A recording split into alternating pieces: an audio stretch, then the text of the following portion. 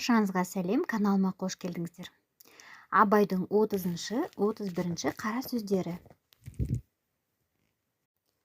Қырқын мінсе, қыр артылмайтұғын осы бір қырт мақтан деген бір мақтан бар. Сол неге керек?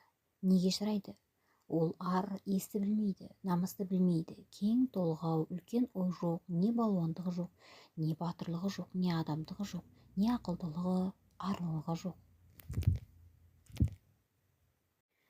Әй құдай-ай, жанға мырзалық қыладығын ердің жадағайдақ сертке тұрғыштығы, малға мырзалығы, дүниені бір тиын есеп көрмейтұғын жомарттығы әр түрлі белгісі бойынша тұрмас па еді. Ұялмас бетке талмас шақ берет деп көп бұлжыраған арсыз ұятсыздың бірі дағы.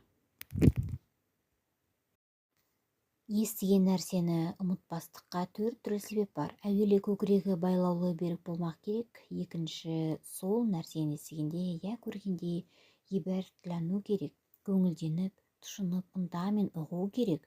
Үшінші, сол нәрсені ішінен бірнеше уақыт қайтарып ойланып, көңілге бекіту керек. Төртінші, ой кеселі нәрселерден қашық болу керек. Егер кез болып қалса, салынбау керек. Ой кеселдері уайымсыз салғырттық, ойыншы күлкішілдік, я бір қайғыға салыну, я бір нәрсеге құмарлық пайда болу секілді. Бұл төрт нәрсе күллі ақыл мен ғылымды тоздыратұғын нәрселер.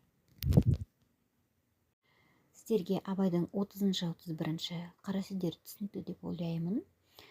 Назарларыңызға көп рахмет.